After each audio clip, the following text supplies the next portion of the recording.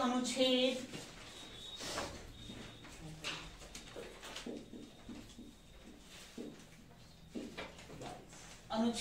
21A,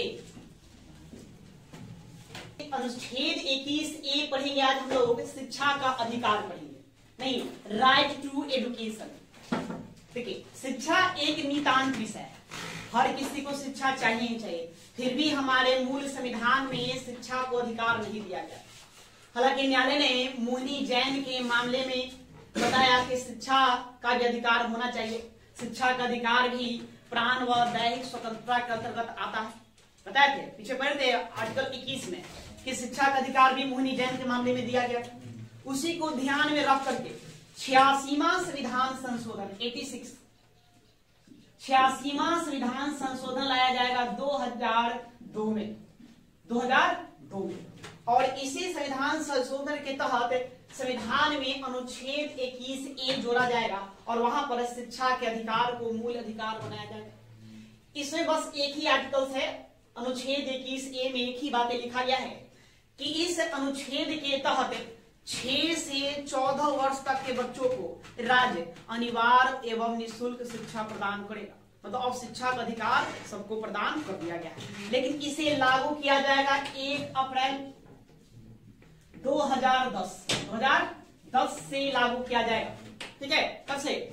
1 अप्रैल 2010 से इसको लागू किया जाएगा। तो यहाँ पर आपको ज्यादा बात नहीं समझना है। सबसे पहली बात कि प्रश्न पूछा जाएगा कि राइट टू एजुकेशन मतलब शिक्षा का अधिकार कहाँ दिया गया है? तो अनुच्छेद 21A में। ये मूल संविधान का भाग है। जब हमने बताया कि जब भी कैपिटल लिखे तो मूल संविधान का पार्ट होता है, नहीं? और स्मॉल है तो मूल संविधान का पार्ट है, और कैपिटल है तो बाद में हमने इसको क्या किया? जोड़ा गया। इसको बाद में जोड़ा गया। तो कब जोड़ा गया? तो वर्ष 2002 में। कौन सा संविधान संशोधन? तो 86वें संविधान संशोधन के द्वारा इसको जोड़ा गया। लागू कब होगा? 1 अप्रैल 2010 से इसको लागू होगा। देखे होंगे आप लोग सर्व शिक्षा अभियान बिहार में चला। एक सिंबल देखा होंगे, एक पेंसिल है, पेंसिल पर एक तरफ एक है ना बॉय, एक तरफ गर्ल्स को दिखाया गया है। तो सर्व शिक्षा अभियान वर्ष 2010 से वही इंप्लीमेंट किया गया, अप्लाई किया गया, लागू किया गया। ठीक है, या तो मूल संविधान का एक पार्ट नहीं था। तो इसमें थोड़ा सा लिखना है, लिखिए, लिखने का काम करेंगे।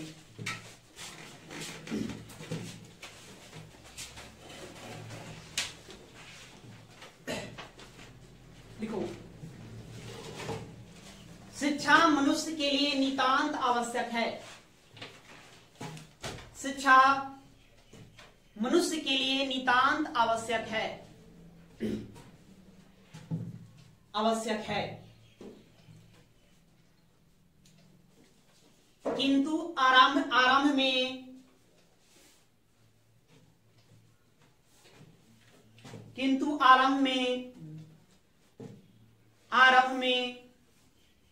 संविधान में शिक्षा को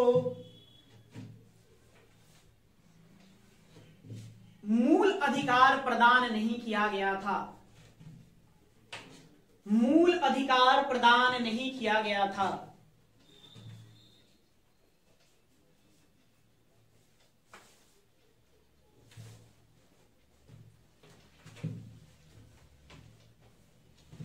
हालांकि यद्यपि शब्द का भी प्रयोग कर सकते हैं।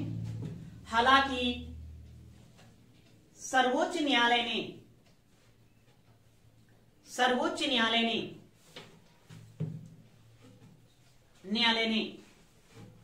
कौन सा मामला था? मोहिनी जैन।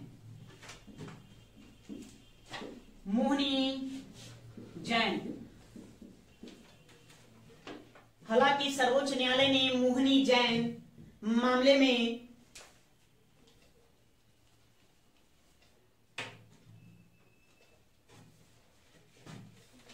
में शिक्षा के अधिकार को भी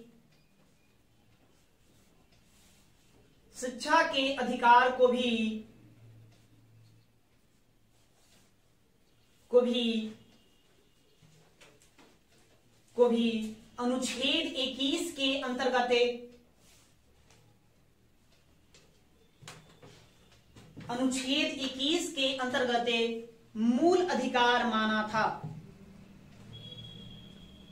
मूल अधिकार माना।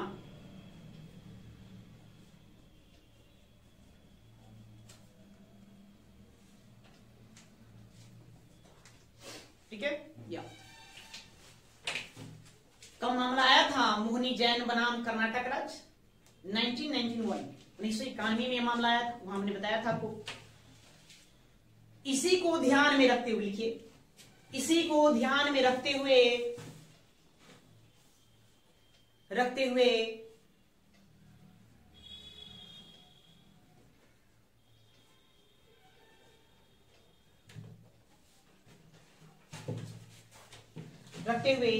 एम वेंकट चलैया, एम वेंकट चेलैया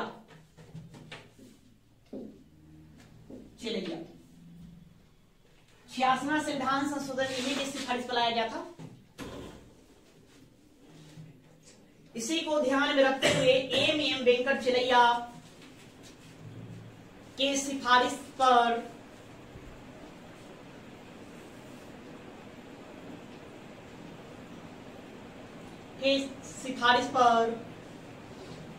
86वां संविधान संशोधन 86वां संविधान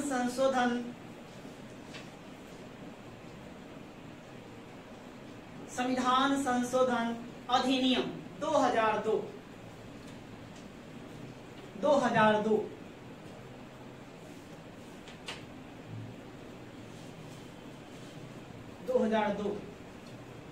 के द्वारा शिक्षा के अधिकार को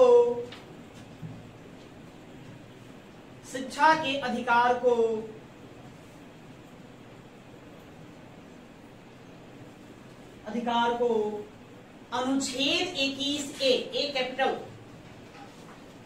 अनुच्छेद 21A के अंतर्गत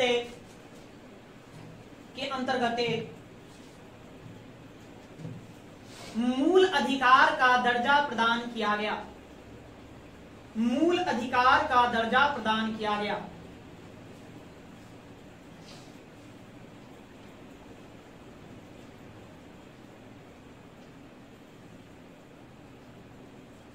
ठीक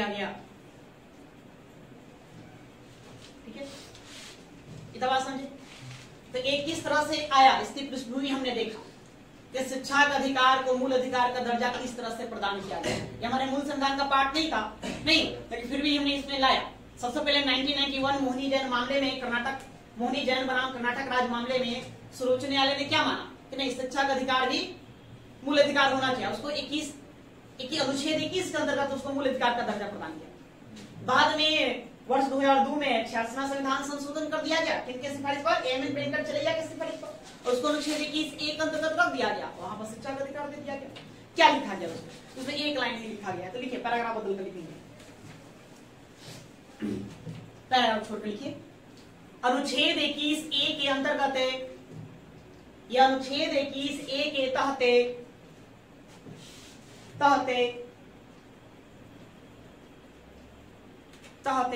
राज्य 6 वर्ष से 14 वर्ष तक 14 वर्ष तक के बच्चों को निशुल्क एवं अनिवार्य शिक्षा प्रदान करेगा।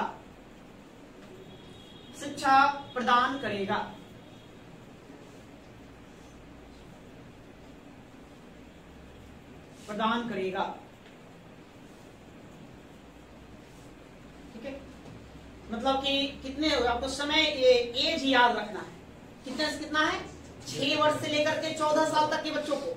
और राज्य क्या करेगा? शिक्षा देना ही देना हो, मतलब उसका अधिकार है, हक है कि उसको क्या चाहिए, शिक्षा चाहिए, वो भी निःशुल्क शिक्षा चाहिए, अनिवार्य रूप से शिक्षा चाहिए। नहीं, ये इसको कब लागू किया जाएगा? वर्ष 2010 में। लिखे इसे, इस अधिकार को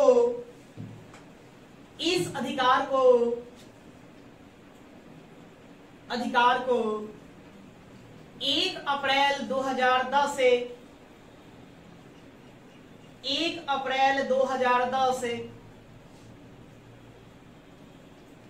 लागू किया गया।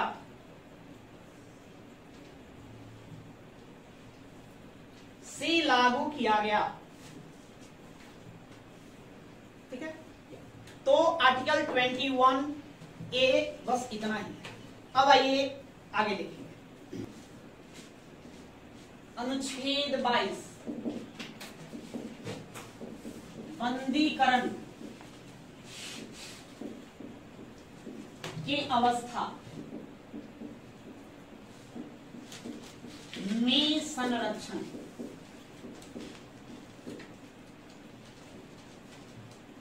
शीर्षक देंगे हेडिंग अनुच्छेद 22।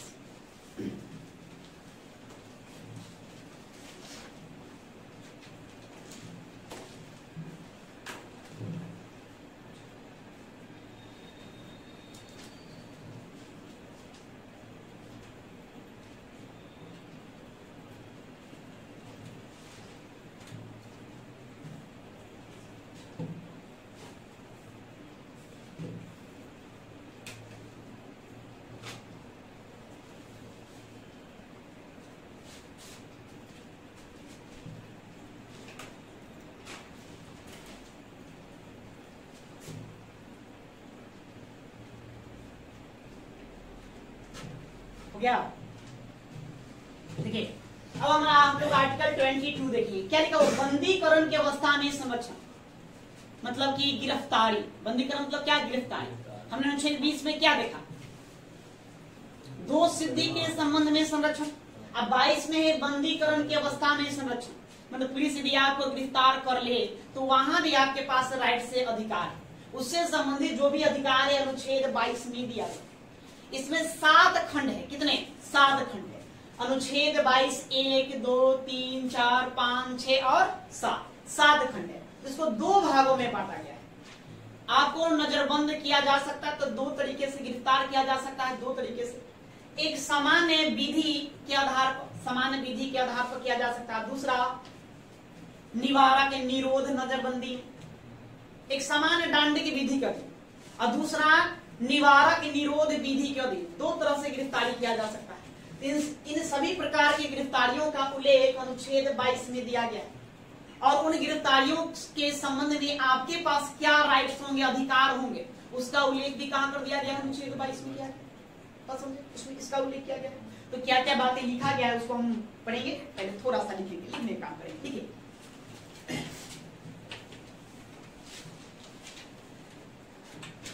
देखिए अनुच्छेद 22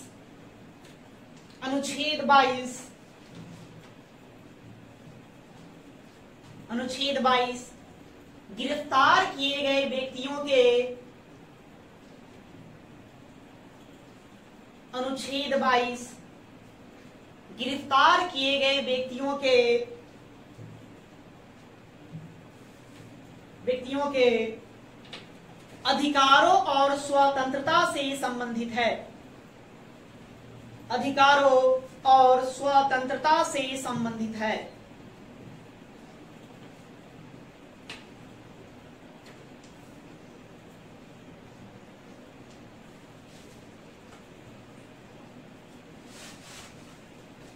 यह नागरिकों को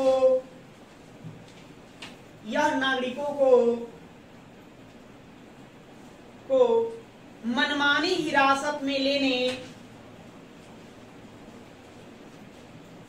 यह नागरिकों को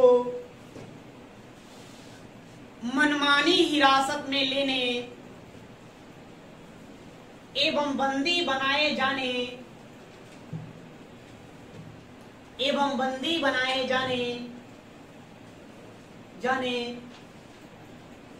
के विरुद्ध संरक्षण प्रदान करता है।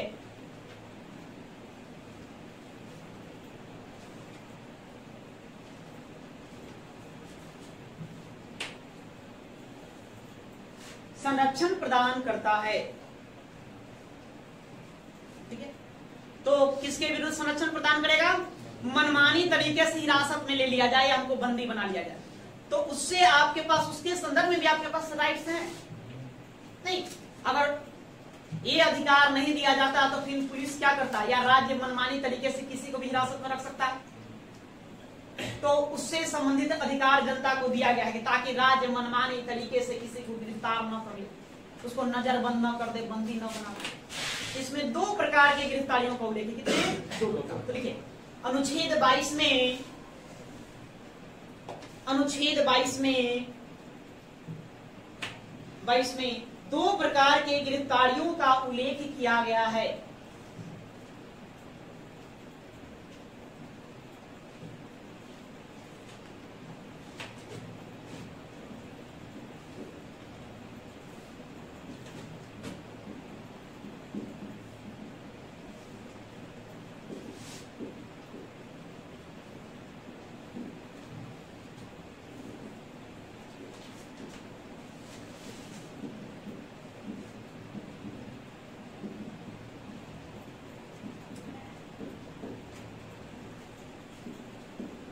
कितने प्रकार के? दो।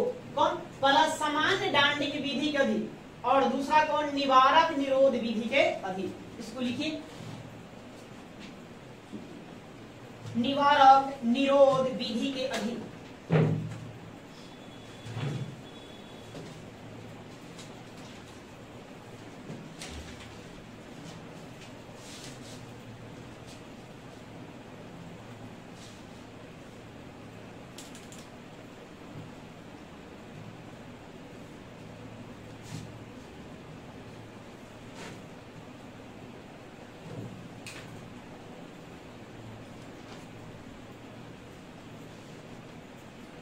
समान दंड की विधि के अधीन और निवारक निरोध विधि के अधीन।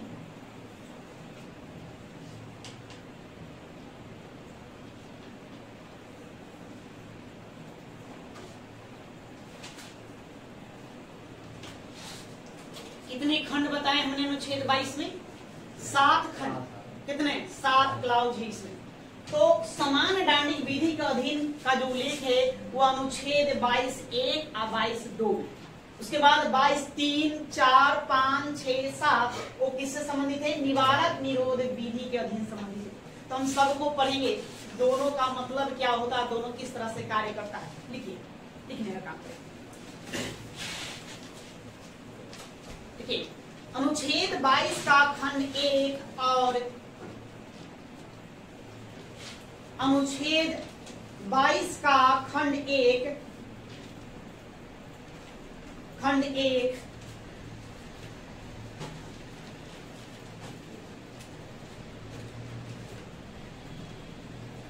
खंड 1 और खंड 2, ये होगा खंड 3 से खंड 7। क्या लिखे? अनुच्छेद 22 का खंड 1 और खंड 2 समान दंडिक विधि के अधीन खंड 1 और खंड 2, इसको बंद कर दो तुमको। 2 समान दंडिक विधि के अधीन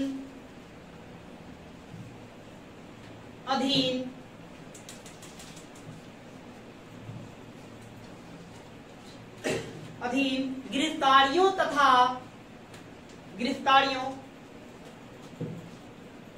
तथा प्रक्रिया के बारे में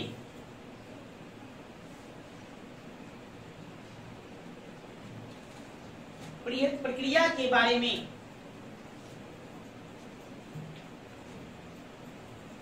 में और खंड 3 से खंड 7 और खंड 3 से खंड 7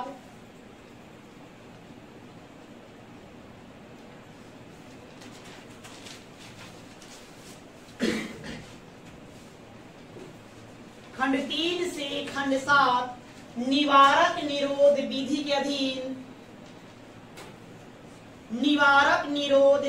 अधीन विधि के अधीन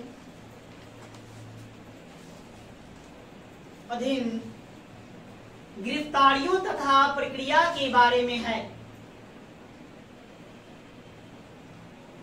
गिरफ्तारियों तथा प्रक्रिया के बारे में है।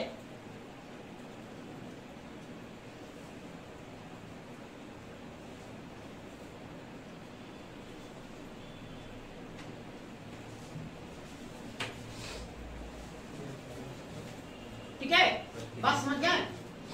तो पहले ये समझे समान दंडिक विधि क्या है और निवारक निरोध विधि क्या है। पहले थोड़ा सा हम लोग इसको समझ लेंगे, इसको समझ लेंगे। देखिए, दंडात्मक नजरबंदी, गिरफ्तारी को नजरबंदी भी कहते हैं, नजरबंदी, और निरोध नजरबंदी, निवारक नजरबंदी कहिए, निवारक नजरबंदी, दोनों में क्या अंतर है पूरा देखिए, क्या अंतर है।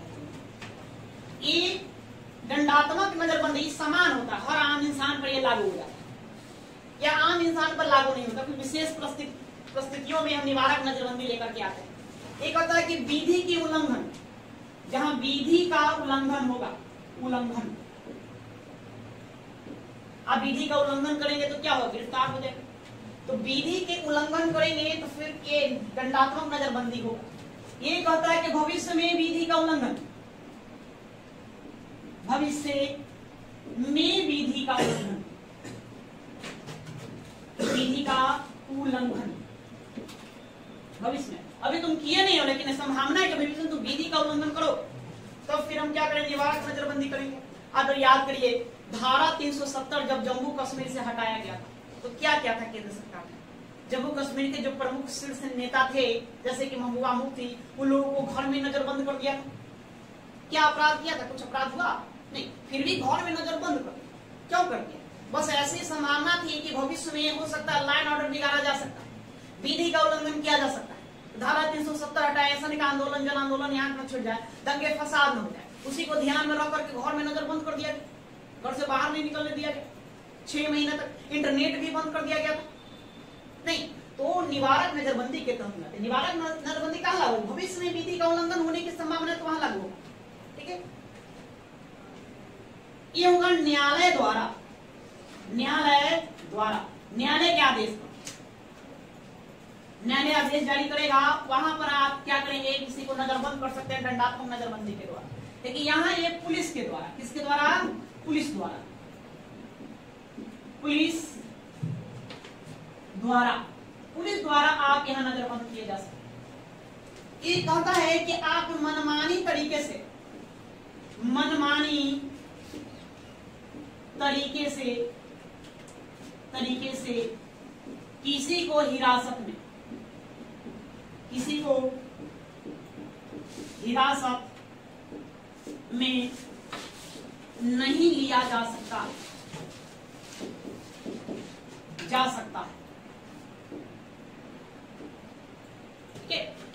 दंडात्मक नजरबंदी का किसी को मनमानी तरीके से हिरासत में ले सकते, लेकिन ये कहता है कि आप मनमानी तरीके से हिरासत में ले सकते, किसी को मनमानी तरीके से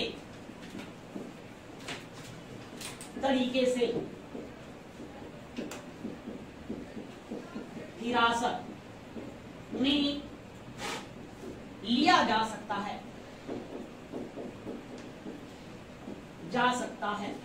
जहां लग रहा है कि लॉ एंड ऑर्डर बिगड़ने वाली है, नहीं, देश में अशांति फैलने वाली है, दंगा फसाद जैसी स्थिति हालात होने वाले हैं, तो वहां पर निवारक नजरबंदी के तहत क्या कर लिया जाता है, उसको हिरासत में ले लिया जाता है, तो मनमानी तरीके से लिया जा सकता है बिना विधि के उल्लंघन के। तो दोनों में बस इतना अंतर है, तो दोनों को हम पढ़ेंगे। तो आम जनमानस पर कौन सा लागू होता है, दंडात्मक नजरबंदी, हम पे आप पे कौन सा लागू होगा, दंडात्मक नजरबंदी। ठीक है, ये लागू होता है, ये कुछ विशेष परिस्थितियों में इसको लागू किया था। 2 प्रकार की गिरफ्तारियों का उल्लेख हमारा अनुच्छेद 22 करता है। पहले हम लोग दंडात्मक नजरबंदी देखेंगे, उसके बाद निवारक नजरबंदी। तो दंडात्मक नजरबंदी, जिसको हम सामान्य दंडात्मक विधि के अधीन नजरबंदी कहते हैं, कहाँ लिखा गया, अनुच्छेद 22 का खंड 1 और 2 में नहीं तो लिखिए, कितने काम करेंगे, देखिए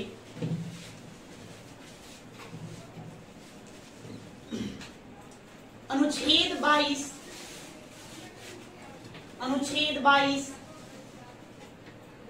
का खंड 1 और खंड 2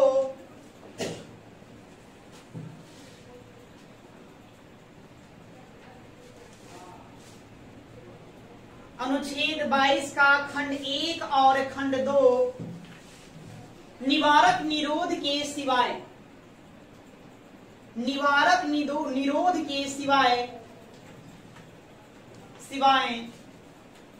सभी प्रकार के गिरफ्तारियों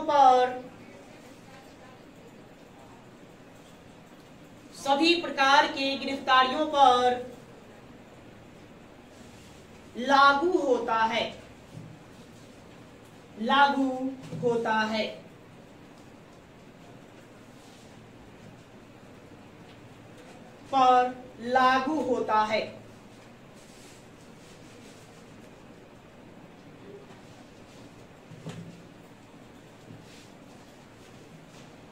इसके अंतर्गत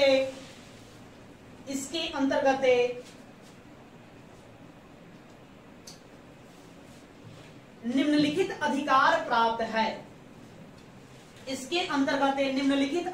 प्राप्त है।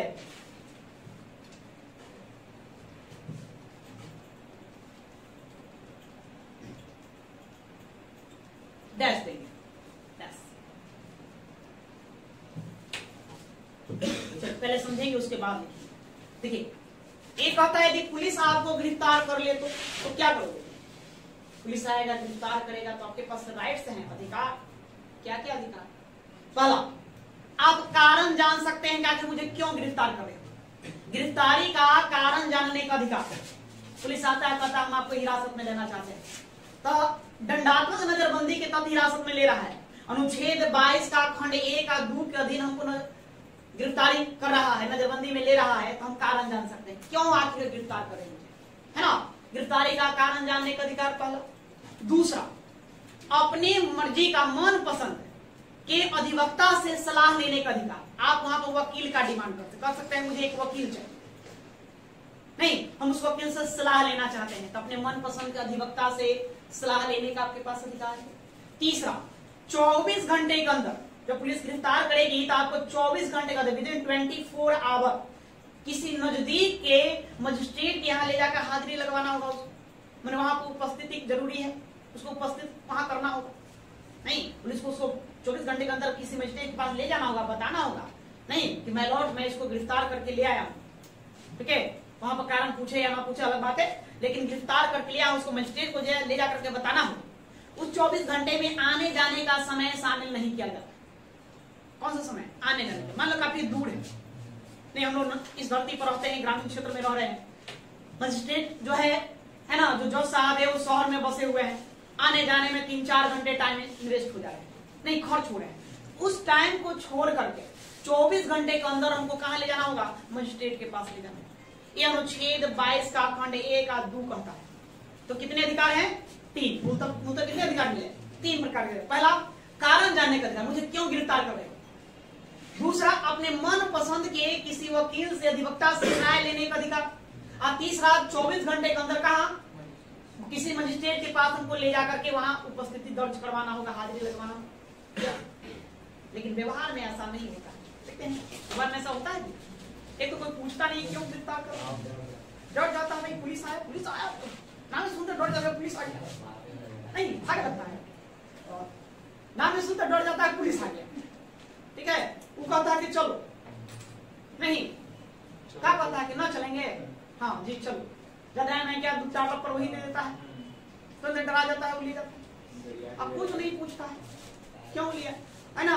और देखते होंगे जनवनी हम लोग देखे हैं कि कई दिनों तो यहीं पर हाजत में बंद करके रखे हुए रहता है, 2 दिन 3 दिन 4 दिन ऐसे कर देता है, ठीक है। तो पुलिस वाले भी परिस्थितियों को देखता है मतलब कि किस तरह के लोग हैं, उसको भाप लेता है, उसके अनुसार काम कर देता है। वही शिक्षित वर्ग को गिरफ्तार करता है, 24 घंटा में चलान कर देता है। क्या कर देता है? चलान। सुने हुए कि चलान कर दिया है, चलान मतलब उसको 24 घंटा ही रखने का अधिकार है, ज्यादा नहीं, उसको ज्यादा देर रखना है तो उसको न्यायालय ले जाना होगा, न्यायालय में उसको वहां पर मांग करना होगा, हम इसको अपना रिमांड पर लेना चाहते हैं। सुने होंगे क्या है ना कि पुलिस उसको रिमांड पर ले गया, रिमांड पर मतलब पूछताछ करने के लिए 7 दिन 8 दिन 10 दिन का और समय मांगता है, हमको और समय दीजिए ताकि हम इससे पूछताछ कर सकते।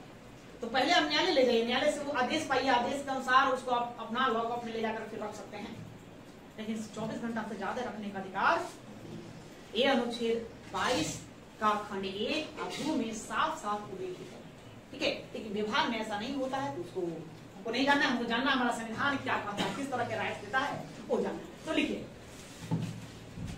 क्या लिखे?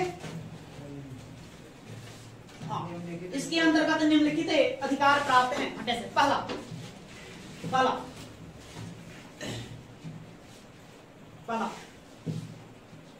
गिरफ्तारी के कारण जानने का अधिकार। पहला, गिरफ्तारी के कारण जानने का अधिकार।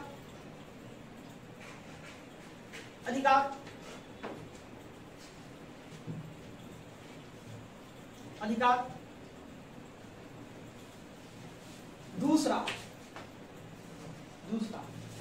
अपनी रुचि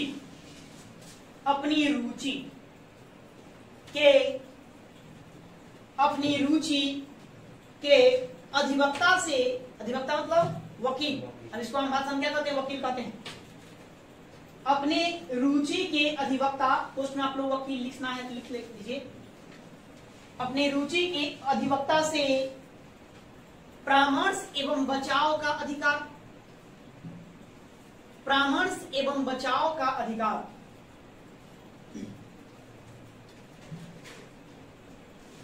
बचाव का अधिकार नहीं, क्या कर सकते हैं? हमको वकील की जरूरत, वकील का डिमांड कर सकते हैं, हाँ वकील नहीं तो वकील तो बुला जाओ, कि लोग वकीलों मांगता है।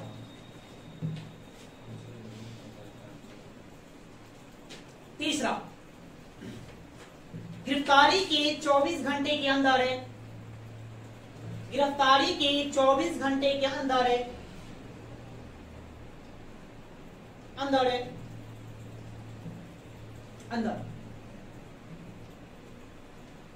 वही कोष्ठ में लिखिए, कोष्ठ में लिखेंगे तो आने जाने का समय छोड़कर, आने जाने का समय छोड़कर,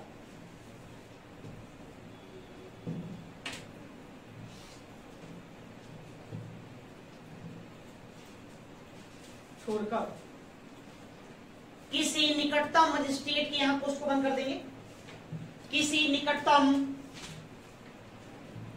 मजिस्ट्रेट के समक्ष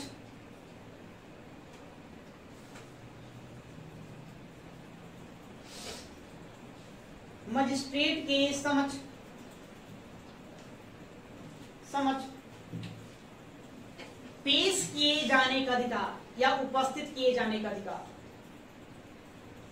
पेश किए जाने का अधिकार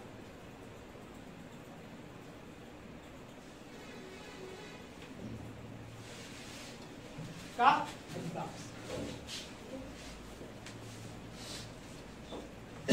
यह एक दंडात्मक नजरबंदी के अधीन आपका अधिकार है, राइट्स।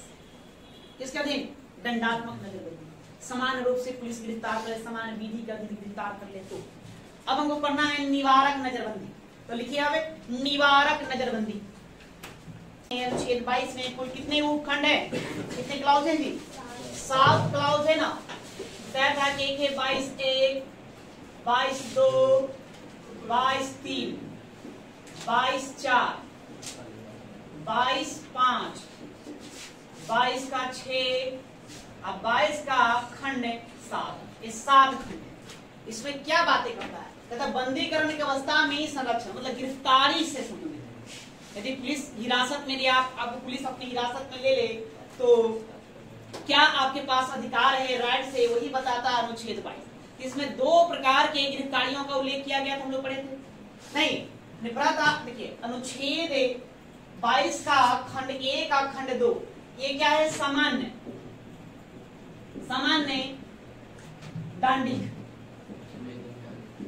दांडिक विधि के अधीन गिरफ्तारी का उल्लेख करता है, नजरबंद का उल्लेख करता है। या उसके बाद हम देखेंगे 22 का खंड 4, 5, 6 और ये क्या करता है? निवारक निरोध, निवारक निरोध,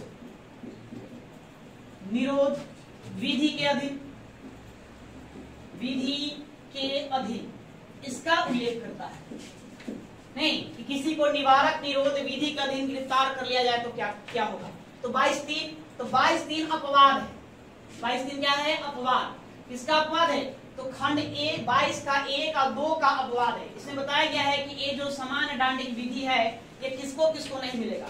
तुम्हारा शत्रु देश के जो नागरिक हैं उसको प्राप्त नहीं होगा, और निवारक निरोध विधि के अधीन गिरफ्तार लोगों को, निवारक निरोध विधि के अधीन गिरफ्तार, विधि के अधीन गिरफ्तार या नजरबंद लोगों को ये राइट्स नहीं दिए जाए। कौन? अनुच्छेद 1 और अनुच्छेद 2। नहीं, हमने अंतर देखा था दोनों में। सामान्य दंडिक विधि क्या होता है या निवारक निरोध विधि क्या होता है? ये संविधान का उल्लंघन यदि आप करेंगे, कानून का उल्लंघन करेंगे तब इसके तहत गिरफ्तार कर लिए जाएंगे। और इस पे गिरफ्तारी कब होती है? संविधान के उल्लंघन से पूर्व ही बस खाली आशंका हो तो शक के आधार पर यहाँ पर आपको गिरफ्तार कर लिया जाए। ये हमने देखा। ये न्यायालय द्वारा अध्यारोपित होता है, जबकि यह पुलिस के द्वारा हिरासत में लिया जाता है। नहीं, इसमें आप मनमाने ढंग से किसी को हिरासत में नहीं ले सकते, लेकिन यहाँ पर हमने देखा था कि यहाँ देखेंगे हम लोग कि मनमाने ढंग से किसी को भी हिरासत में लिया जा सकता है। अनुच्छेद 22 का खंड 1 का खंड 2 के तहत हमने पढ़ा कितने प्रकार का राइट्स मिले, तो 3 बताए थे। एक, पुलिस जब गिरफ्तार कर ले तो आप गिरफ्तारी का कारण जान सकते, पूछ सकते हैं आखिर क्या आधार है, क्यों गिरफ्तार किया गया। दूसरा, अपने रुचि के, अपने पसंद का वकील करने का अधिकार है, राइट से आप वकील की डिमांड कर सकते हैं, हमको अधिवक्ता चाहिए। और तीसरा, 24 घंटे के अंदर किसी नजदीक मजिस्ट्रेट के यहाँ ले जाना होगा, नहीं उसके समक्ष उपस्थित कराने का अधिकार है, ठीक है। और जिसमें आने जाने का समय आपको छोड़ देना होगा। ये यहाँ तक हमने पढ़ लिया था। अब ये क्या लिखे थे, कल कहाँ छोड़े थे? निवारक नजरबंदी। चलिए तो लिखे, निवारक नजरबंदी में लिखेंगे। देखिए, अनुच्छेद 22 का खंड 4, अनुच्छेद 22 का खंड 4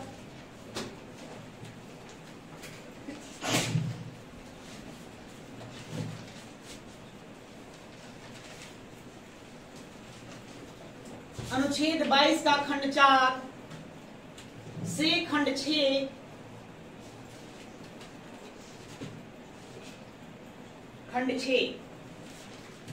खंड 6 निवारक निरोध के बारे में है, निवारक निरोध के बारे में है,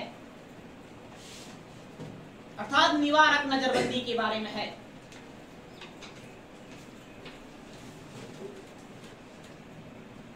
इसमें व्यक्ति को समान न्यायिक प्रक्रिया से, इसमें व्यक्ति को समान न्यायिक प्रक्रिया से, सामान्य न्यायिक प्रक्रिया से इतर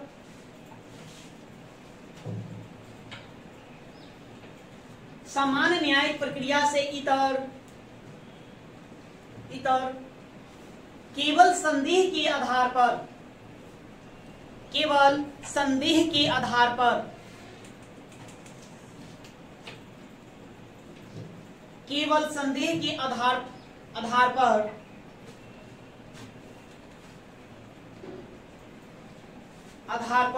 अपराध करने के पूर्व,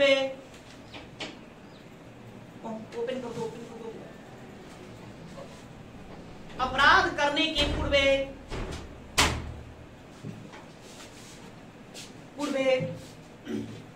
गिरफ्तार कर लिया जाता है, गिरफ्तार कर लिया जाता है।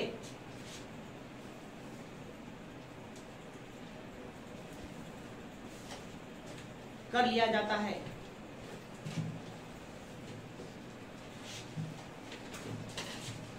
इसके अंतर्गत निम्नलिखित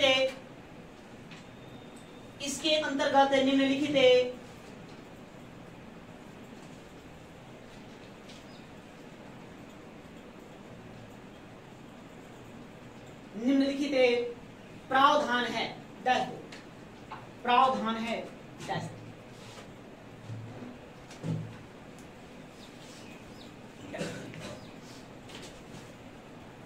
क्या क्या प्रावधान है। तो पहला लिखेंगे, पहला देखिए, समान दंडिक विधि के अधीन यदि आप गिरफ्तार होंगे तो पुलिस हिरासत में मैक्सिमम कितने देर तक रह सकते हैं? 24 घंटा, उससे ज्यादा रहेंगे नहीं। 24 घंटे के अंदर हमको किसी न किसी मजिस्ट्रेट के समक्ष उपस्थित करवाना होगा, और रखना चाहते हैं तो फिर न्यायालय से अनुमति प्राप्त करके रख सकते हैं। लेकिन यहाँ निवारक निरोध विधि के अधीन सामान्यतः 3 महीने तक पुलिस हिरासत में आपको रखा जा सकता है। 3 महीने सामान्यतः हम कर रहे हैं। किसी किसी कानून में, किसी किसी विधि में 1 साल का भी प्रावधान किया गया है, कोई में 1 महीने का प्रावधान है, कोई ऐसा है जिसमें 2 साल का भी प्रावधान किया गया है। इस तरह से अलग अलग कानून बनाए गए हैं इसमें, और उसमें अलग अलग समय अवधि को बातें बताई गई। लेकिन समानता कितना? 3 महीने। यहाँ हम वकील का मांग कर सकते हैं, गिरफ्तारी का कारण जान सकते हैं यहाँ। हाँ, यहाँ भी आप गिरफ्तारी का कारण जान सकते हैं। गिरफ्तारी का कारण बताना होगा, आधार बताना होगा, किस आधार पर उसको गिरफ्तार करके लिया है। ठीक है, तो लिखिए, पहला लिखेंगे समानता निवारक निरोध के अधीन, सामान्यतः निवारक निरोध के अधीन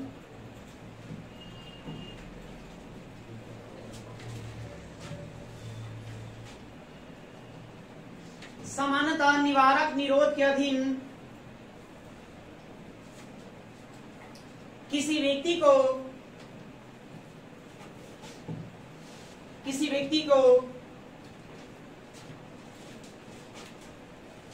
व्यक्ति को 3 महीने तक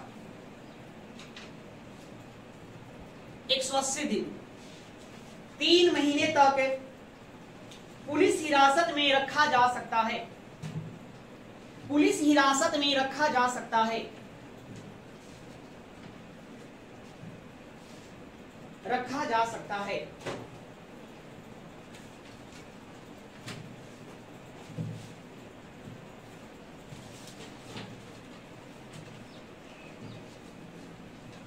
ठीक है, 3 महीने 180 दिन। दूसरा, गिरफ्तार व्यक्ति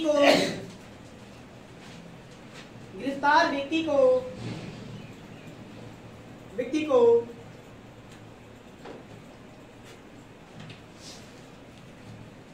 हिरासत में लिए जाने का आधार बताया जाएगा। हिरासत में लिए जाने का आधार बताया जाएगा।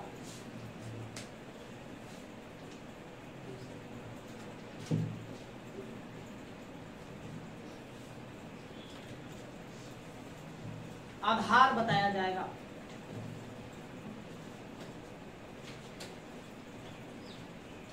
ठीक है, आपको आधार बताया जाए, क्यों हमने लिया है, किस आधार पर लेकर आया।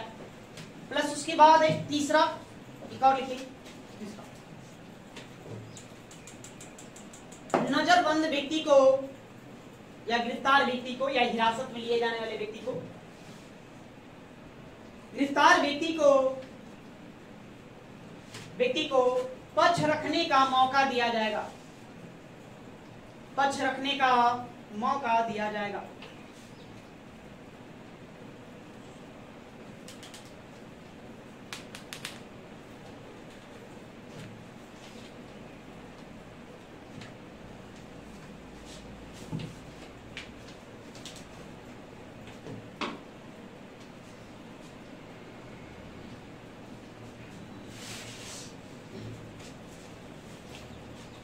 जब आप समझा, अब 3 महीने से ज्यादा भी रखा जा सकता है कि नहीं? रखा जा सकता है। नहीं, देखिए 3 महीने से अधिक भी रख सकते हैं। 3 महीने से अधिक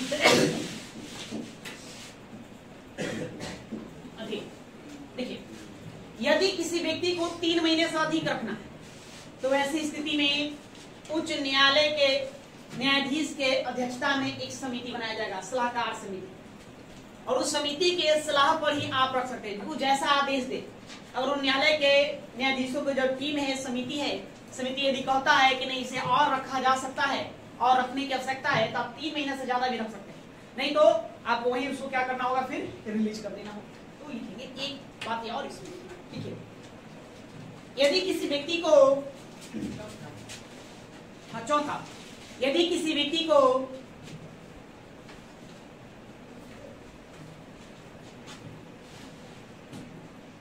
को 3 महीने से अधिक, यदि किसी व्यक्ति को 3 महीने से अधिक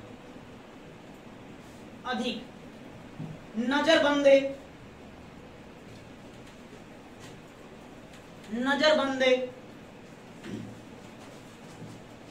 रखना है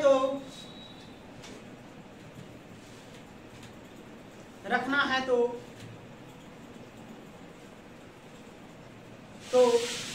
उच्च न्यायालय के न्यायाधीश की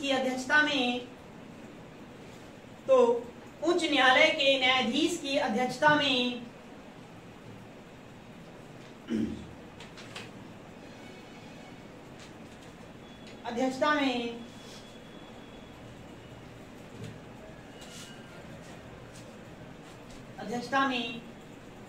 एक समिति का गठन होगा। समिति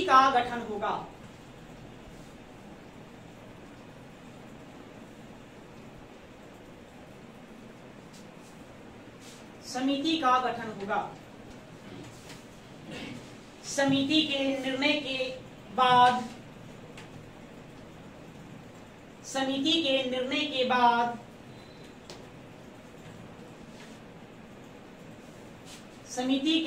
के बाद ही किसी व्यक्ति को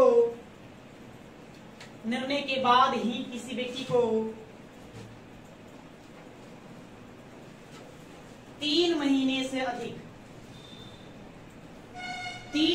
से अधिक नजरबंद किया जा सकता है।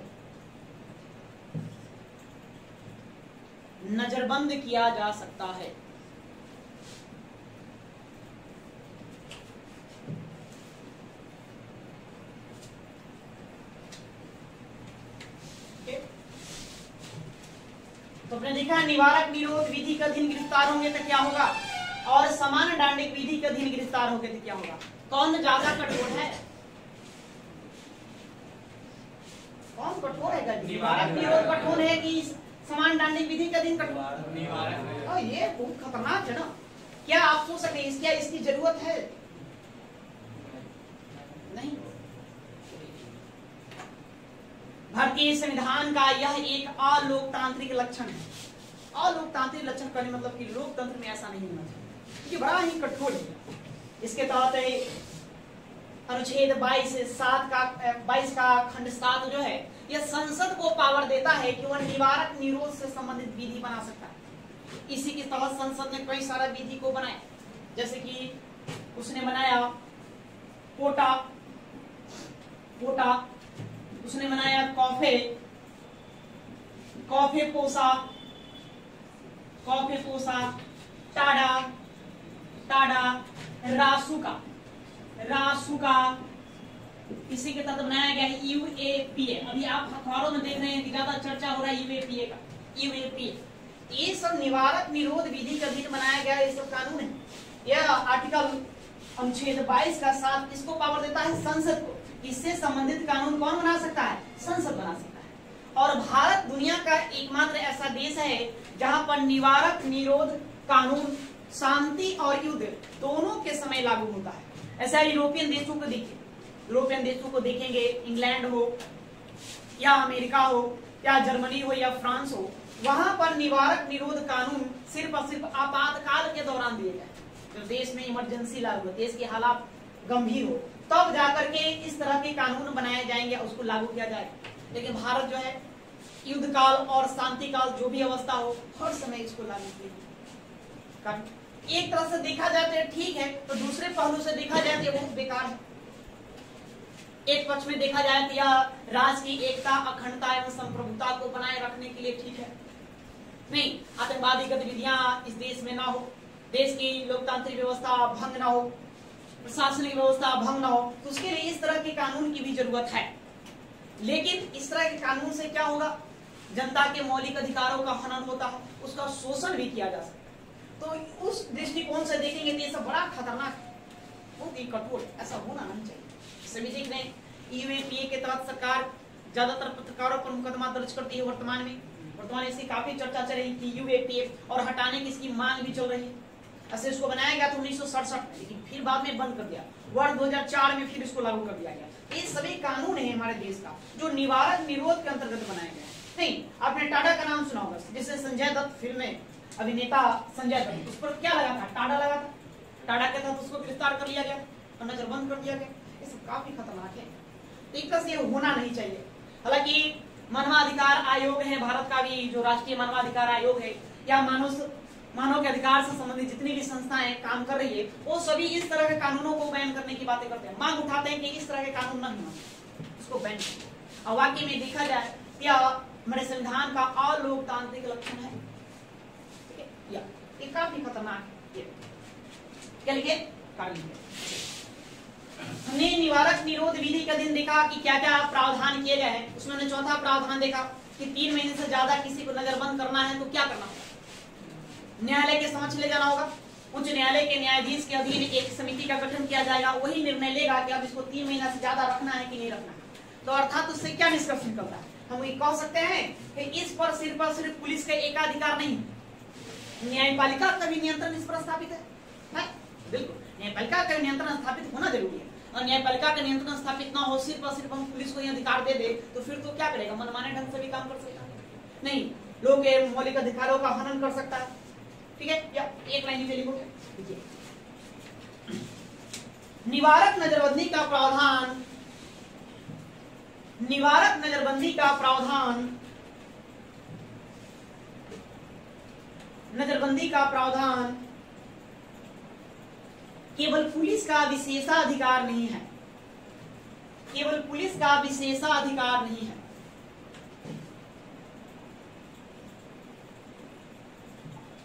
नहीं है।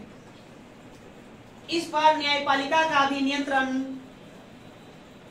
इस पर न्यायपालिका का भी नियंत्रण स्थापित है। इस पर न्यायपालिका का भी नियंत्रण स्थापित है, नियंत्रण स्थापित है।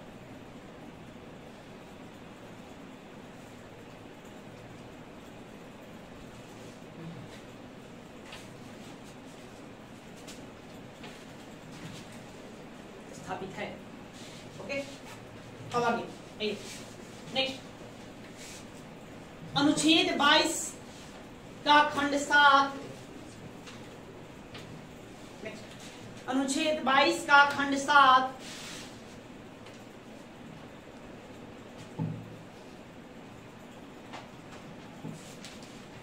22 का खंड 7 संसद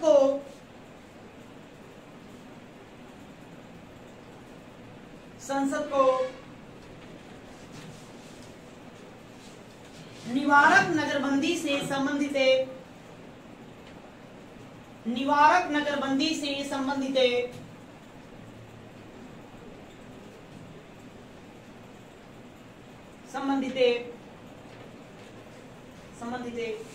विधि बनाने का शक्ति, विधि बनाने का शक्ति प्रदान करता है, प्रदान करता है।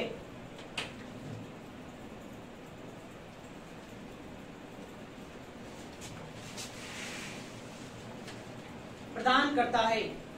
संसद ने इस शक्ति का प्रयोग करते हुए,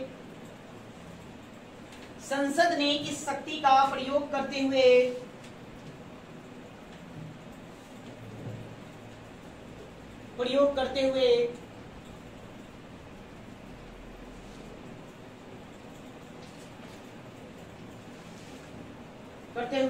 समय समय पर कई विधियों को लागू किया है, लागू किया है।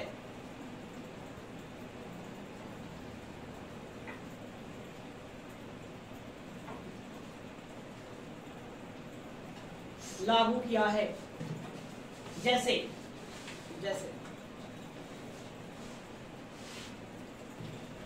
में आप इन सबको लिखेंगे क्या? कोटा, कॉफे पोसा, टाडा, रासुका, यूएपीए, और लिखना है लिखिए मीसा, इट इज इक्वल टू। और इन सबको पढ़े। अब आगे पढ़ेंगे हम लोग शोषण के विरुद्ध अधिकार। शोषण के विरुद्ध अधिकार।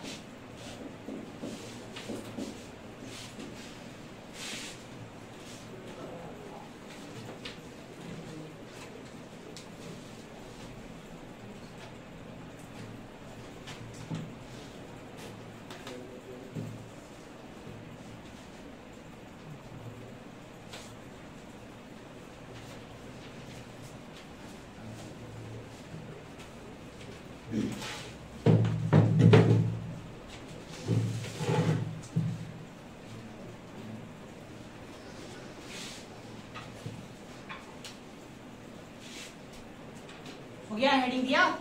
चलो देखो सुनिए, अब हम पढ़ेंगे आगे शोषण के विरुद्ध अधिकार। मौलिक अधिकारों में हमने पहला अधिकार देखा समानता का अधिकार, दूसरा स्वतंत्रता, तो तीसरा क्या था? शोषण के विरुद्ध अधिकार। तो हम शोषण के विरुद्ध अधिकार देखेंगे। ये कितने अनुच्छेदों में है? अनुच्छेद 23 और 24, 2 आर्टिकल्स में इसका उल्लेख किया गया। या तो लिखेंगे अनुच्छेद 23 एवं अनुच्छेद 24 अनुच्छेद 23 एवं अनुच्छेद 24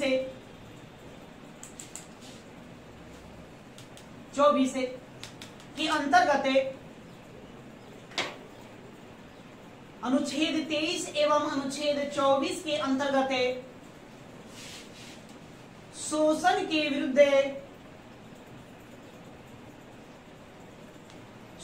के विरुद्ध मूल अधिकार प्रदान किया गया है। शोषण के विरुद्ध मूल अधिकार प्रदान किया गया है।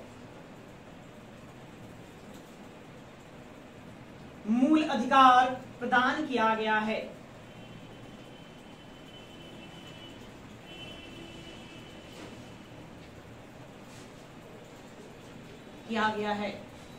अनुच्छेद 23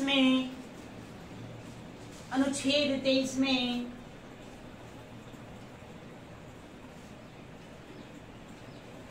मानव दुर्व्यापार,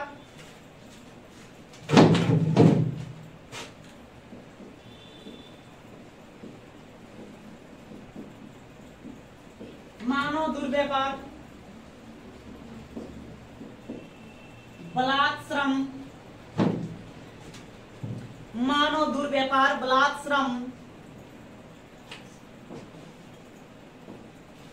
आदि का प्रतिषेध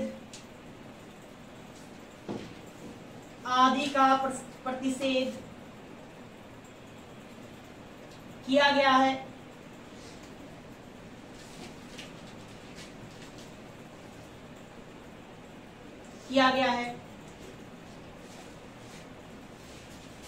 तथा अनुच्छेद 24 के अंतर्गत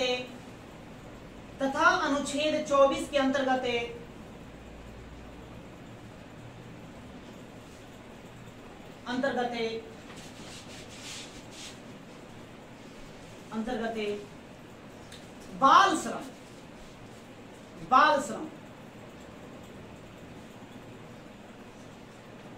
पर प्रतिबंध लगाया गया है। बाल श्रम पर प्रतिबंध लगाया गया है।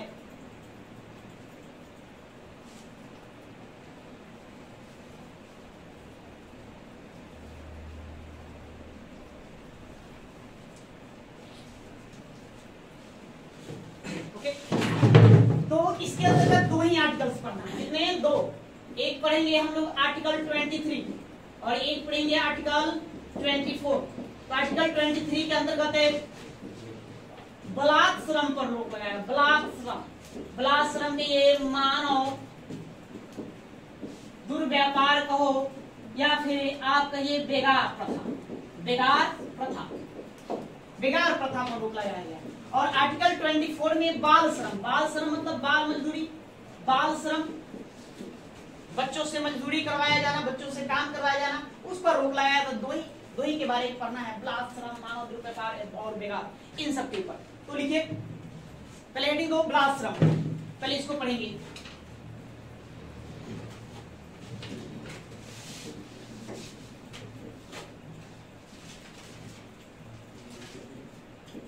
बलात् श्रम पर प्रतिषेध, प्रतिषेध, बलात् श्रम पर प्रतिषेध,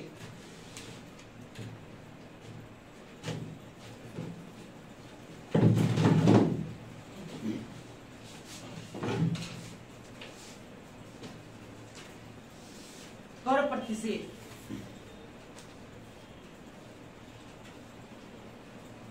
लिखेंगे, उसके नीचे लिखेंगे अनुच्छेद 23 के द्वारा, अनुच्छेद 23 के द्वारा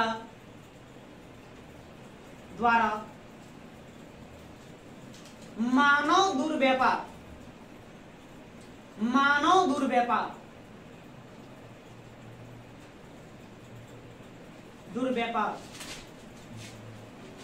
और बेगार, और बेगार तथा इसी प्रकार के बलात् श्रम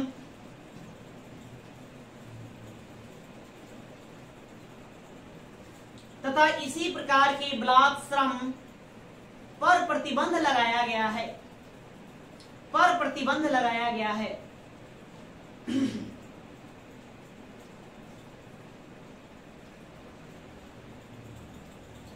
लगाया गया है।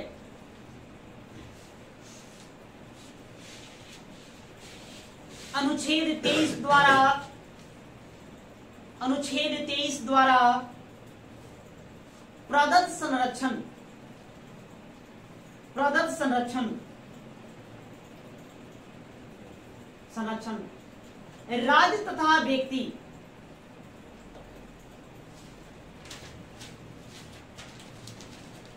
राज्य तथा व्यक्ति दोनों के विरुद्ध प्राप्त है, दोनों के विरुद्ध प्राप्त है, प्राप्त है।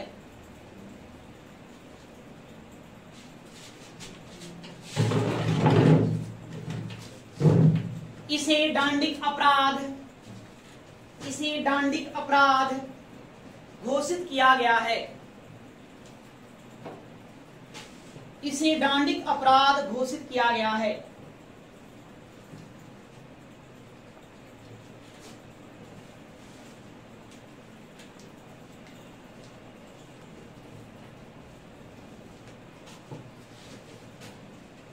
ओके, तो अनुच्छेद 23 समझ गया? नहीं समझा तो नहीं, सब फिर भी भूल पा रहा। देखिए इसमें 3 शब्दों को पकड़ना है। एक शब्द है मानव दुर्व्यापार,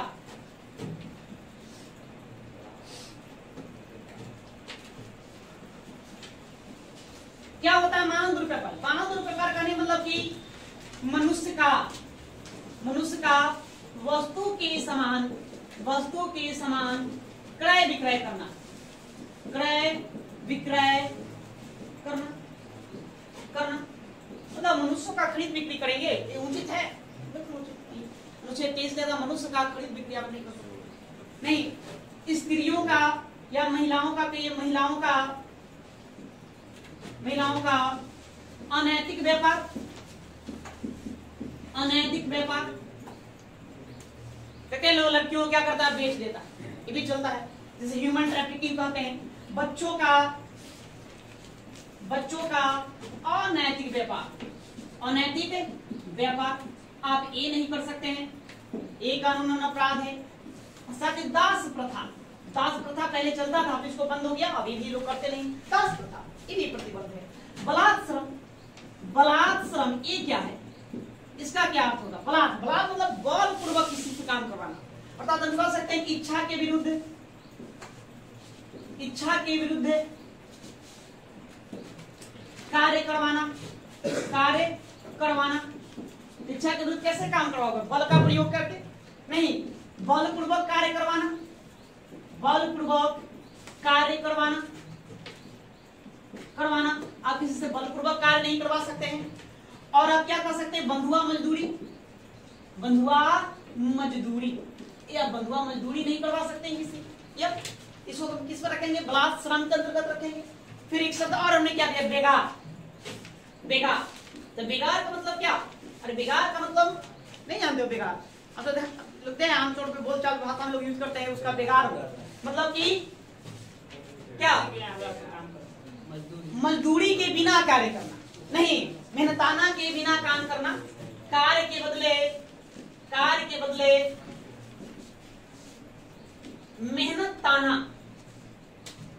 मेहनताना ना मिलना, निःशुल्क काम करना, निःशुल्क काम करना, कार्य करना या निःशुल्क कार्य करना, तो इसको आप किसमें रखेंगे? बेगार में रखोगे। अगर आप अपने मन से स्वेच्छा से निःशुल्क काम कर रहे हैं तो कोई दिक्कत नहीं, ठीक है, निःशुल्क अपने मन से ही कर रहे हैं तो फिर वहां पर आप बेगार प्रथा नहीं कहेंगे। लेकिन अब मेरा मन नहीं है फिर भी हमसे कोई निःशुल्क कार्य करवा रहा है, हमसे कोई काम करवा रहा है, उसके बदले में मेहनत ताना नहीं दे रहा, नहीं जो मेरा मजदूरी बनता है वो मजदूरी नहीं दे रहा, इसको क्या कहेंगे? बेगार कहेंगे। ये बेगार प्रथा है। तो ये 3 शब्दों का प्रयोग अनुच्छेद 23 के अंतर्गत किया गया है। मानव दुर्व्यवहार मतलब मनुष्य का वस्तु के समान क्रय बिक्री नहीं कर सकते, स्त्रियों का अनैतिक व्यापार नहीं कर सकते हैं, बच्चों का अनैतिक व्यापार नहीं कर सकते हैं। दास प्रथा उसको भी प्रतिबंधित किया गया है। बलात्श्रम जहां बल का प्रयोग करना है, इच्छा के विरुद्ध कार्य नहीं करवाना, बलपूर्वक किसी से आप कार्य नहीं करवा सकते हैं, बंधुआ मजदूरी किसी से नहीं करवा सकते हैं। और फिर क्या बताता है? बेगार। बेगार में क्या रखेंगे आप? कार्य के बदले मेहनताना न मिलना और फिर निःशुल्क कार्य करवाना, ये सब क्या है? बेगार प्रथा। तो निःशुल्क कार्य आपको अपनी इच्छा के अनुसार करना है तो कर सकते हैं, उसको आप बेगार प्रथा नहीं कहेंगे। लेकिन हमारी इच्छा के विरुद्ध कोई निःशुल्क कार्य करवा रहा है तो फिर उसको क्या कहेंगे? बेगार प्रथा। चलो संबंधित थोड़ी सी बातें और समझेंगे लोग। अच्छा ये बताइए, किसी को हमने कहा कि तुम मेरे यहाँ काम कर दो, है ना, कोई कार्य है कर दो भाई, 500 रुपए देंगे, 1 दिन का दैनिक मूल्य। उसने कार्य को संपादित कर दिया, हमने उसके बदले उसको 200 या 300 रुपए दिए, तो क्या यह अनुच्छेद 23 का उल्लंघन है? उल्लंघन मानेंगे? कहाँ मैंने ऐसा तो कुछ बात हमने कहीं लिखा नहीं, उल्लंघन कैसा होगा? इसका उल्लंघन है। सुप्रीम कोर्ट ने अपने एक निर्णय में कहा कि निर्धारित दर से कम मजदूरी देना भी अनुच्छेद 23 का क्या होगा? उल्लंघन होगा, उसको भी बेगार माना जाएगा। ठीक है, तो उस बात को लिखना है, लिखिए। ठीक है, तो Asiad worker, Asiad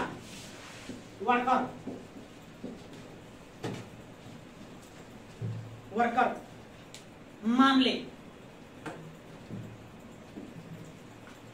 Asiad worker मामले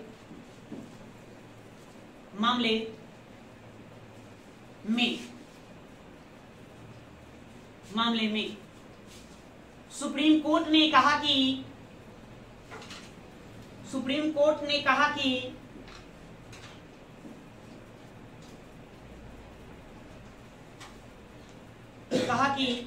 निर्धारित दर से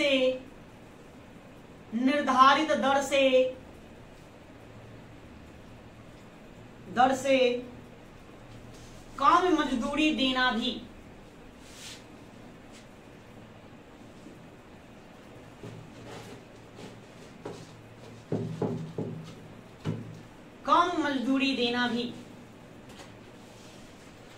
भी बेगार प्रथा, बेगार लिखेंगे, बेगार माना जाएगा, बेगार माना जाएगा।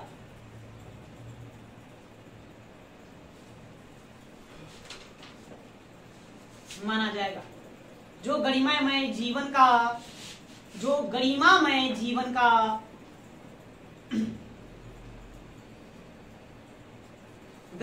जीवन के अधिकार का, ऐसे लिखेंगे, गरिमामय जीवन के अधिकार का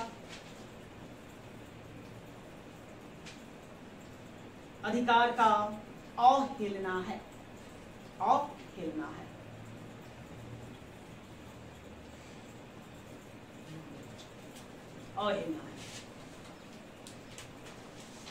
हो गया? क्या हम लोग तो ग्रामीण जीवन से बिलोंग करते हैं, गांवों में रहते हैं, क्या गांव में बेगार प्रथा चलता है जी? आज भी कायम है। आप देखे होंगे जनमनी, हम देखते हैं अपने गांव में कि लोग एक शब्द का प्रयोग करते हैं, हरवाहा, जो बड़े किसान होते हैं हरवाहा शब्द का प्रयोग करते हैं, और अपने यहाँ एक नौकर रख लेते हैं, और नौकर का काम क्या होता है? घर का सारा काम करना, घर सहित उसको खेती बाड़ी सब करना है। उसके एवज में उसको क्या मिलता है? तो उसको एक जमीन का छोटा सा भूभाग दे दिया जाता है, कहा जाता है कि उसी भूभाग पर तुम अपना अन्न का उत्पादन करो, अपनी जीविका को चलाओ, वही तुम्हारी मजदूरी है। तो एक तरह से देखा जाए तो ये भी बेगार प्रथा ही है। नहीं, इसके अलावा और भी कई सारे उदाहरण देखने को मिलते हैं गाँव में। ओके, अच्छा, कैदी लोग जेल में कैदी से काम करवाया जाता है। क्या उन कैदियों को मजदूरी दी जाती है? पहले दी नहीं जाती, सुप्रीम कोर्ट के निर्णय के अनुसार फिर दिया जाने लगा। सुप्रीम कोर्ट ने कहा कि अब जो कैदी से काम करवाते हैं तो उसको भी उसका मेहनताना मिलना चाहिए, नहीं देंगे तो अनुच्छेद 23 का क्या है? उल्लंघन है। नहीं तो कौन सा वाद? तो दीना बनाम भारत संघवाद में निर्णय दिया है। उसको लिखिए, उसको भी लिख दीजिए। तो देखेंगे दीना बनाम भारत संघ, दीना बनाम, दीना अलग बनाम अलग लिखेंगे। दीना व्यक्ति का नाम हुआ, दीना बनाम भारत संघ। ये मामला 1983 का 1983 का पोस्ट में डाल दो, 1983। दीना बनाम भारत संघ मामले में सुप्रीम कोर्ट ने कहा कि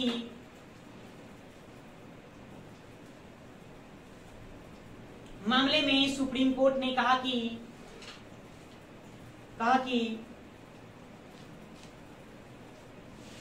कि कैदियों को अपने काम के बदले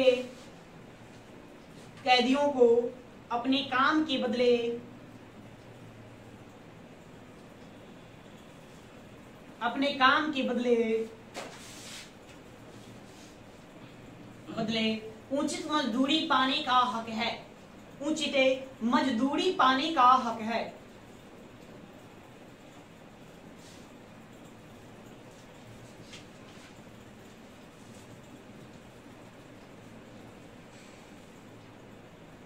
उचित मजदूरी पाने का हक है। उचित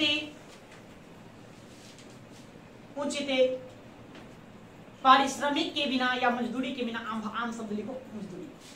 उचित मजदूरी के बिना काम करवाना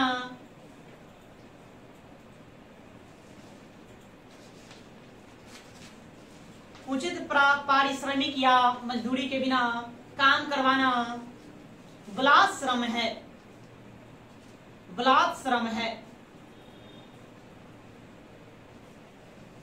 और इससे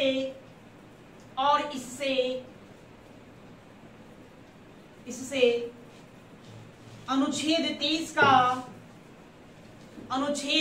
का उल्लंघन होता है।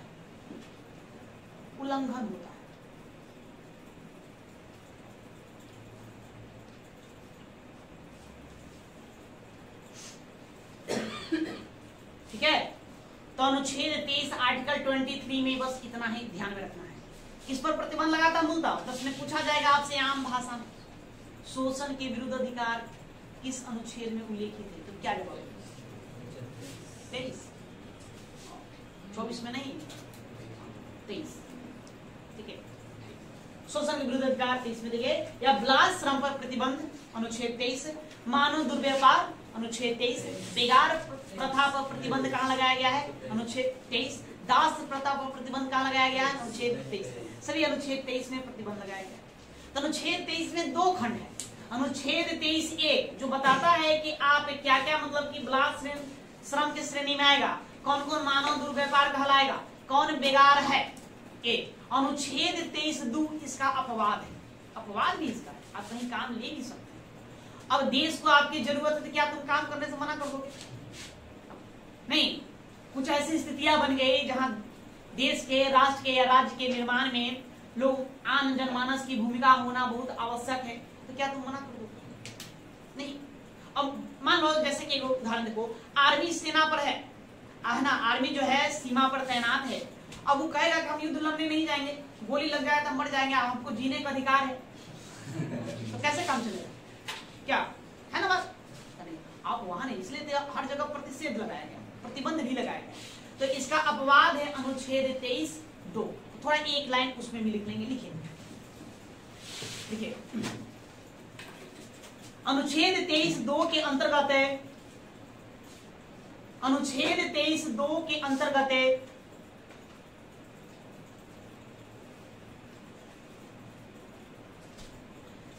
अंतर्गत है राज्य के द्वारा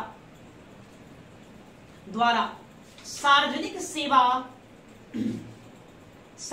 सेवा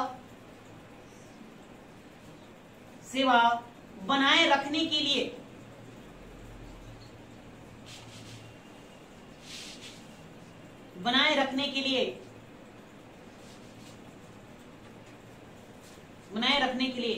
अनिवार्य सेवा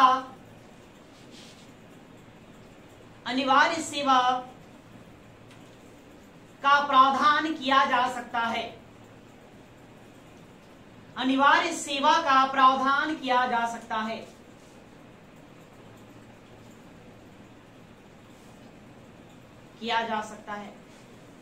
ठीक है, तो आपसे राज्य आपसे सेवा अपना ले सकता है, लेकिन इसमें एक शर्त है। शर्त क्या है कि आपको भेदभाव ना करना है। किस आधार पर? अब जाति के आधार पर, धर्म के आधार पर, मूल वंश के आधार पर, वर्ग के आधार पर, इन सब आधार पर भेदभाव नहीं करना। अब कहो कि मतलब कि एक विशेष ही वर्ग से काम करवाएंगे, वो भी उचित ना है ना। इसमें ये भी एक शर्त जोड़ दिया गया है, तो उसको भी लिखो। लिखिए, बशर्ते इस सेवा में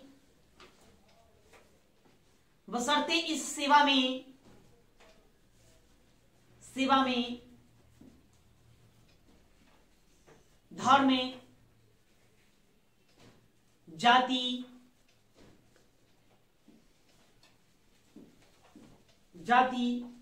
मूल वंश अथवा वर्ग के आधार पर भेदभाव ना हो। वर्ग के आधार पर भेदभाव ना हो। वर्ग के आधार पर भेदभाव ना हो।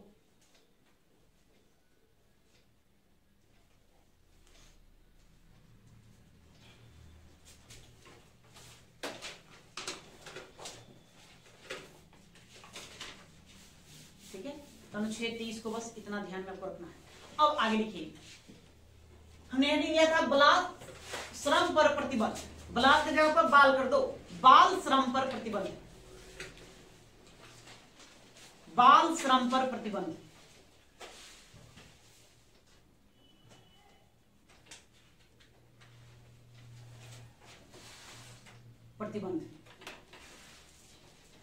ज्यादा नहीं, इसमें 2 पंक्ति लिखना है, इससे ज्यादा विषय समझना है। देखिए, हमने पढ़ा आर्टिकल 21 ए अनुच्छेद 21 ए, वहां पर क्या लिखा गया कि राज्य की जिम्मेदारी रहेगी, नहीं ना, लोगों को राइट्स दिया गया है कि 6 वर्ष से लेकर 14 वर्ष तक के बच्चों को निःशुल्क और अनिवार्य शिक्षा देना। जब वहां जब उस एज वाले बच्चों को निःशुल्क अनिवार्य जब शिक्षा देना अनिवार्य है, तो फिर हम बाल मजदूरी कैसे करवा सकते हैं? काम ले सकते हैं? नहीं, काम नहीं ले सकते। उसी को अनुच्छेद 24 में लिखा गया है। अनुच्छेद 24 में लिखा गया है कि 6 वर्ष से लेकर 14 वर्ष तक के बच्चों से जोखिम भरा काम नहीं करवाना है।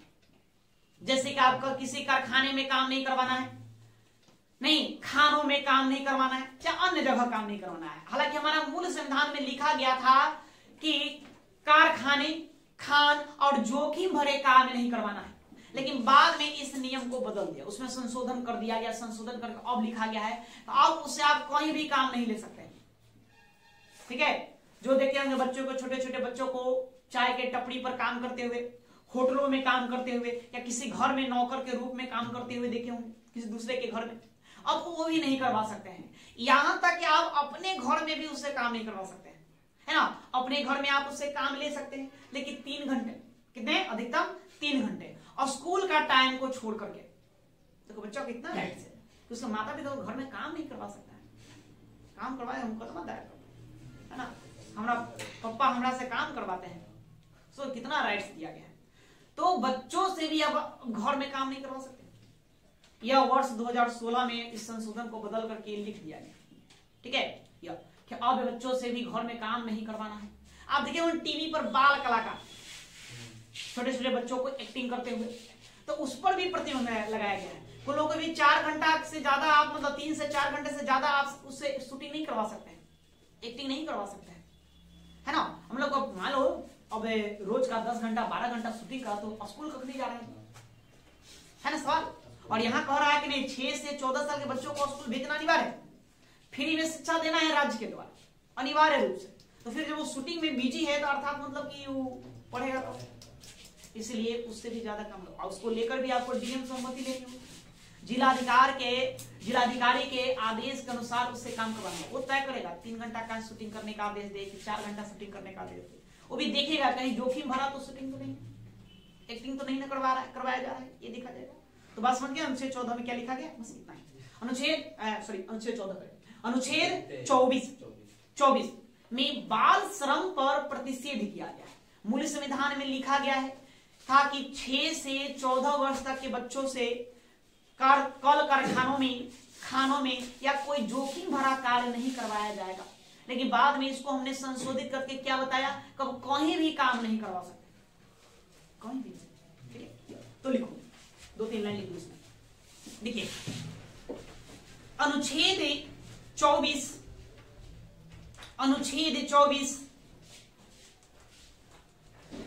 बाल श्रम पर प्रतिबंध लगाता है।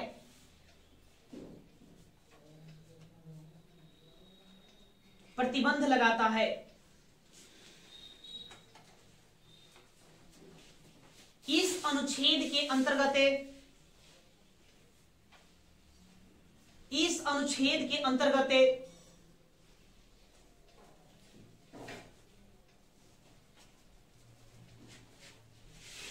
अंतर्गत 6 से 14 वर्ष तक के बच्चों को 6 से 14 वर्ष तक के बच्चों से लिखेंगे, बच्चों से श्रम करवाना या मजदूरी करवाना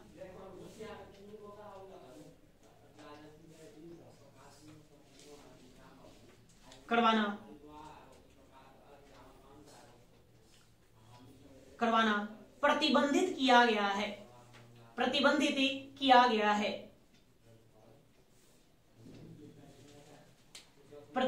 किया गया है।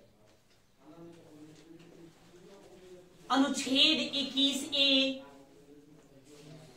आगे लिखेंगे एक लाइन और, अनुच्छेद 21A, पहले 21A लिखिए, अनुच्छेद 21A और अनुच्छेद 24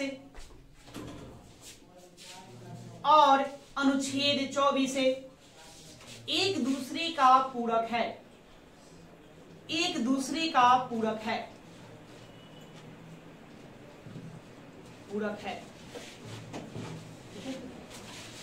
बाकी और बातें समझ गए, और कहां कहां काम नहीं करवा सकते हैं नहीं, बस एक लाइन में याद रखो कि बच्चों से काम करवाना नहीं है।